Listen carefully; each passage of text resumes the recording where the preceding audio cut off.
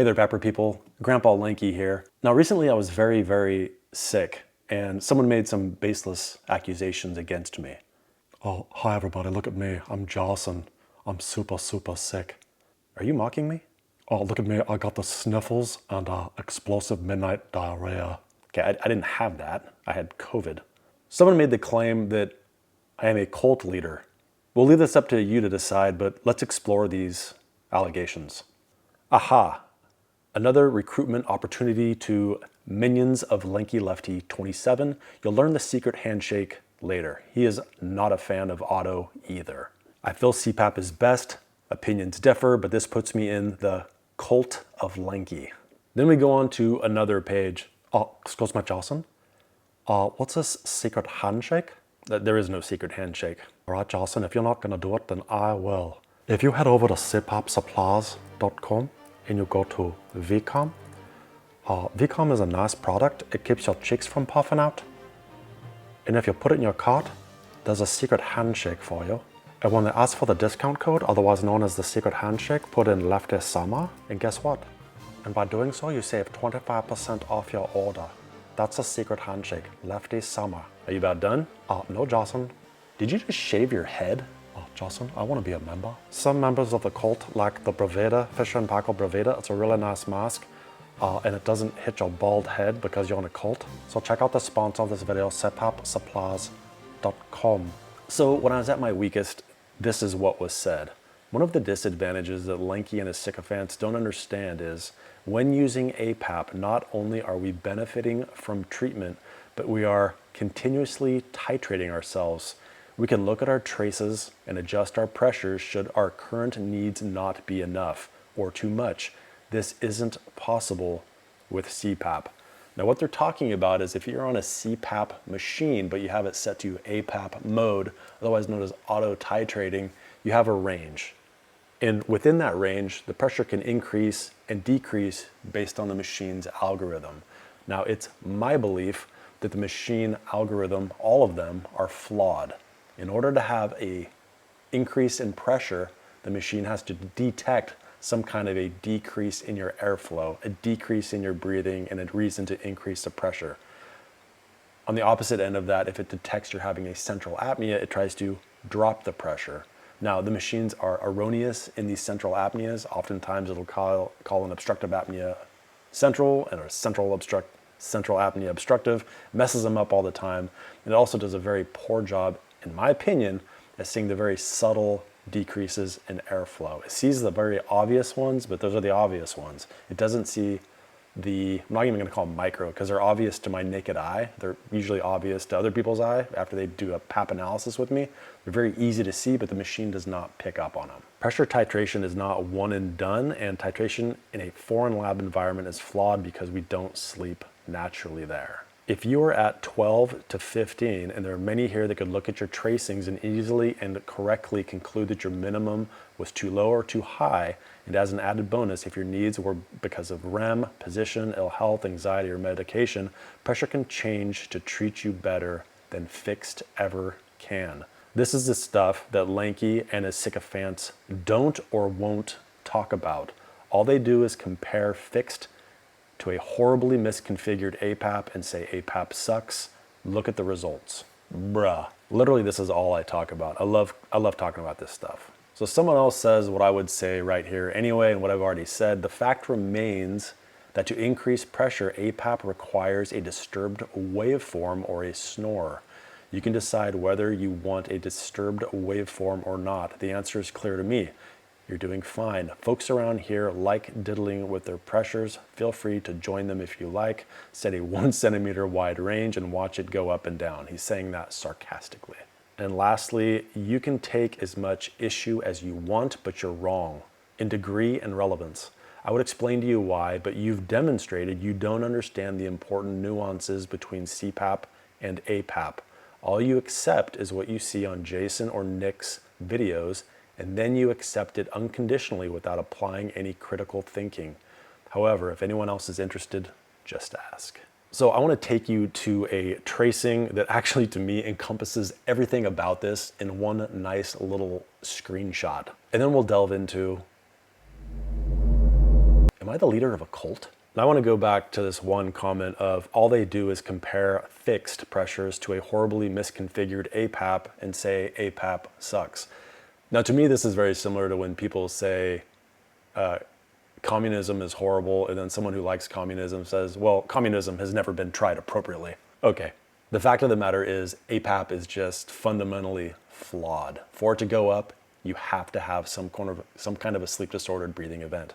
Now, this image here sums it up entirely. So they said, I mean, how are you going to decide that the APAP was configured appropriately or not? I mean, that's the question right there, right? I've yet to see one that's configured well. However, I will explore that after we take a look at this. Now, this person is set to a pressure of 9. You can see it bottoming out at 9 right here, and it has a peak of 13. So a range of 9 to 13. That's certainly not a huge range. We have a range of 4. It can go anywhere from 9, 10, 11, 12, 13. It's going to max out. And what we can see exactly what's happening here. So this is using Sleep HQ, and you can see that the breathing, inhale, exhale, exhale. If you just look at this, you can eyeball it. See how far it is from this gray line and then from this gray line? As it's progressing, it's getting smaller and smaller and smaller. Now the tracings, the distance between here and here is pretty far. Same with here and here. Now, the only thing different is that if we look up here at the pressure is dropping, dropping, dropping, dropping. And look at that. The pressure dropping is allowing the airway to collapse and collapse, collapse, collapse, collapse until they finally wake up. Again, pressure's still low, so look, it collapses again. They gasp awake. Right here, finally the algorithm kicks in, increases the pressure again, and now it gets up here to where it's actually even larger than it was over on this side. You can see how much higher it is. It looks a lot better. But immediately, without anything happening, the pressure starts decreasing again. And this is normal. This isn't abnormal behavior like at all. This is exactly how APAPs pretty much always behave. What we'd like to see is once it gets up to a nice high pressure, let's just go ahead and stay there. Although that's kind of flawed too, because over here, the person is wide awake, awake, awake, awake. You can see how the machine is being fooled. It's increasing the pressure here because of something it sees down here during this clearly awake period. Now, what I would do for this person is they look really pretty good here at 13. So why not just leave the pressure at 13? I mean, we haven't looked at any REM samples, but just with what we're given here, just try 13. Fixed pressure at 13. It's not doing any better lower. It's certainly horrible at 10. It looks god awful at 9. I mean, if you wanted to try 12, you certainly could. So for someone like this, try 12, try 13, see what happens. So let's go back to this comment here. All they do is compare fixed to a horribly misconfigured APAP and say APAP sucks. You're right. I'm constantly making videos on it. So what I would love is for someone else to make a video for me, and you show me a perfectly configured APAP, and you compare it to whatever the hell you want, and then I'll go ahead and comment on it. That way the ball's completely in your court. You prove to me why APAP is superior. Go ahead and comment on the video, the link to that video, and I'm happy to look at it and go over it. Now, do you agree with that or disagree? Is this a cult? Oh yeah. Now let's explore whether or not people feel that listening to my thinking is a cult or cult-like behavior. Descriptions of a cult. They reject orthodox biblical teachings and oppose all critical thinking. Well, we are not a Christian CPAP channel. We in fact are a Christian cat channel. Leaders glorify themselves as infallible while also promoting a previously unknown revelation. The only times I make a mistake, it makes me that much better of a prophet. And that's really all I do in my CPAP videos is promote previously unknown revelations. The organization is managed like a cartel or mafia, requiring absolute loyalty to its leaders.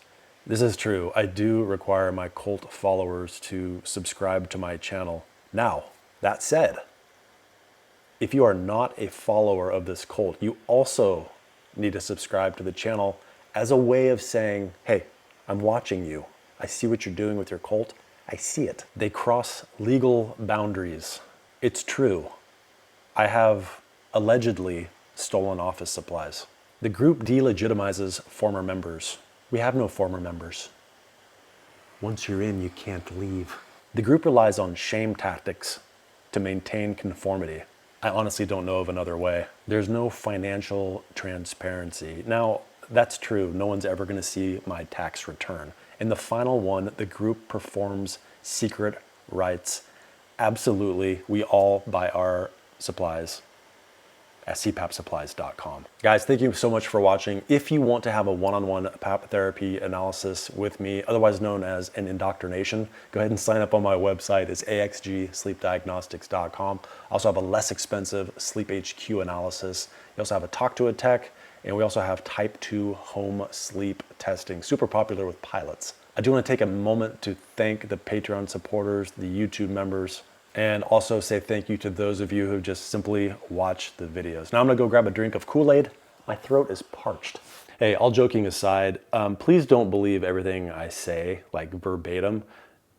Definitely do your own critical thinking. I try to present things in such a way that you can understand them, understand some of the nuance of them. At the same time, if you have questions or you don't agree with it, please comment down below. I like to respond to those questions. Sometimes it gets me thinking about things in a different way. And there has been a few things that I have changed my opinion on. We'll get to some of them later because I'm gonna do a video on them. But most of my videos are simply meant to be a way for people who haven't been in the field for a long time to get their feet wet, kind of understand some of the concepts. And I do offer my opinions. But if you do happen to have an opposing opinion, that's what the comment sections are for. Thanks, bye. Clean your stinky mask with some Mask Bright, available at Amazon. Thank you to all watching, but an extra thick thanks, buddy, to Doug Toombs, Jason Georgiades, Patricia Espelong, Sarvesh Joshi, Stuart Hetherington, Mona Swearingen, Chungtu Chen, Edward Steiner, Erin Stevenson, Deborah Permute, and Shannon Kerr, and another slightly less thick thanks, buddy, to all the other YouTube members, Patreon supporters, and other stuff.